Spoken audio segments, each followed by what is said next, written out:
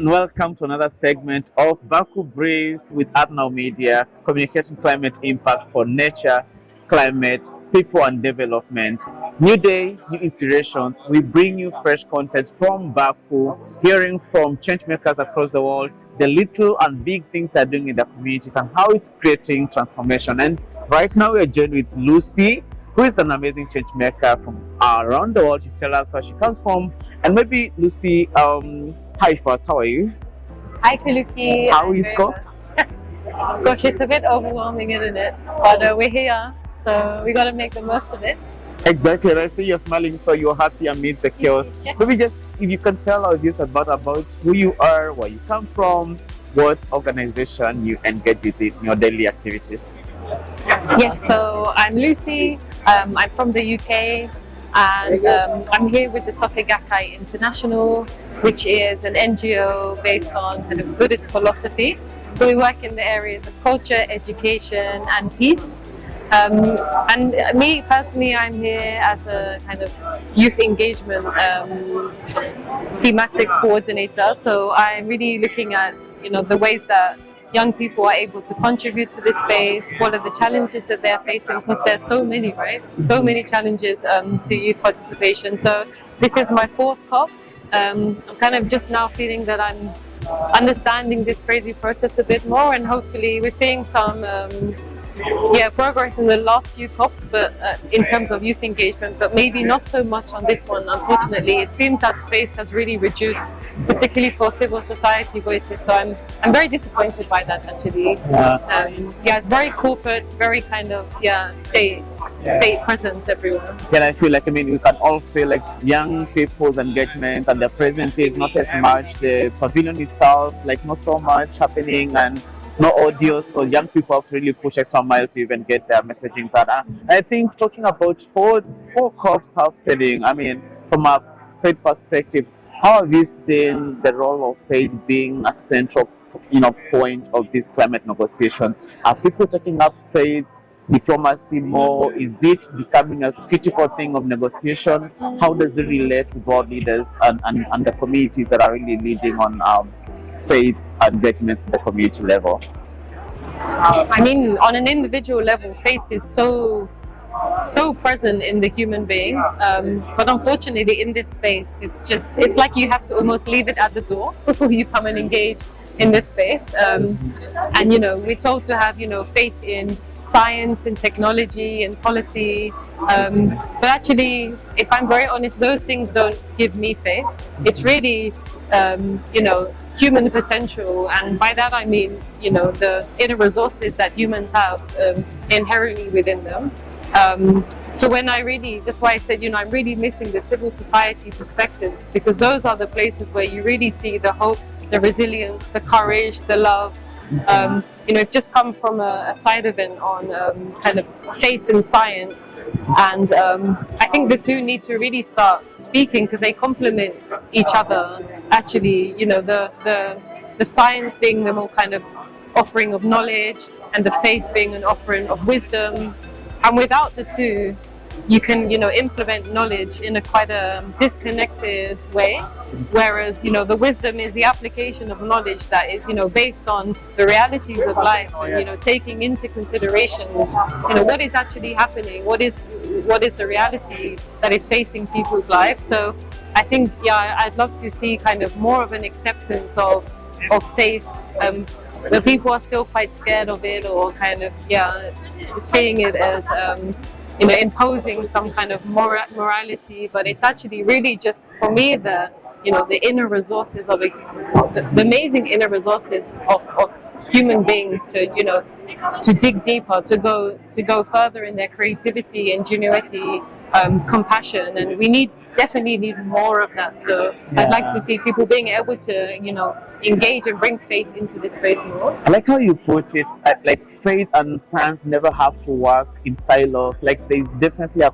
common point, and we just need to listen to each other, seek each other out, and use this wisdom that has existed over time to really even draw scientific revelations and see how this connection makes us work towards solving the climate crisis. That's really amazing one. And for those of you who are watching us, these are amazing things that we're getting from such changemakers as Lucy.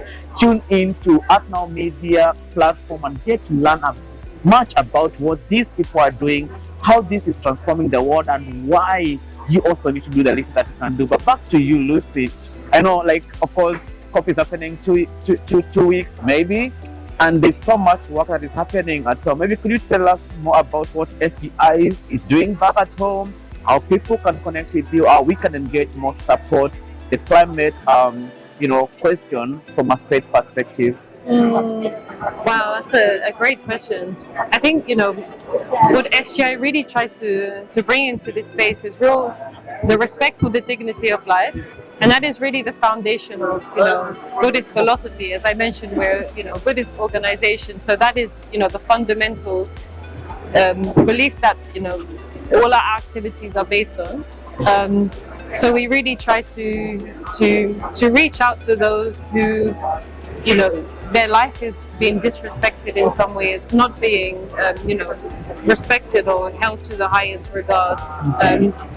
Challenging any kind of beliefs that really, disrespect life, whether that's the life of humans, of nature, of the environment. So we're really working, in those spaces to I guess raise a voice towards life itself, and the way that we're also really trying to create spaces where the human being can bring out their potential, bring out the creativity, bring out the wisdom, the resilience, creating enabling spaces where, humans can feel the joy of connecting with one another, because here you're kind of operating in silos and from different positions. So it's quite hard to really have those experiences in the COP space. So our event that we did the other day on self-care and is climate care really is a space,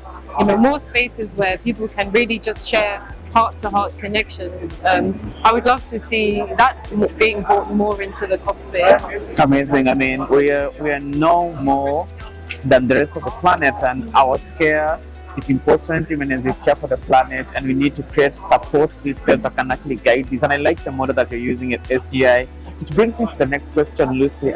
Is a human of faith and also a human of science and climate advocacy. Could you maybe give some personal reflections on, how you see the future of climate, biodiversity, faith, and even finance, connecting all these struggles that we are here for and that we are continuing to push back home? How do you see the future of all these things? I must say, I see the future as learning from what we already know but we've forgotten. So thankfully we still have connection to that through indigenous communities and indigenous wisdom, which we see here in the COP space, but it's not unfortunately highlighted. In terms of modern science, it's so far behind that such a holistic universal wisdom, and we are so the future is really, I think, really listening to, going back to kind of the roots of our own humanity, and learning from the indigenous communities and the indigenous wisdom. So for me, it's not about traveling farther and farther, but actually just kind of taking a step back, actually, and really reclaiming back our own inherent wisdom, which we can also tap into as well. Oh, let's step back and reclaim our own wisdom that we can tap into. That is really amazing. And Lucy, before I get out or you off this camera, I really just want you to give a quick message to the world. Could be the world leaders, a young person like me, or anyone who is watching us. What would that be from you? That it matters to show up.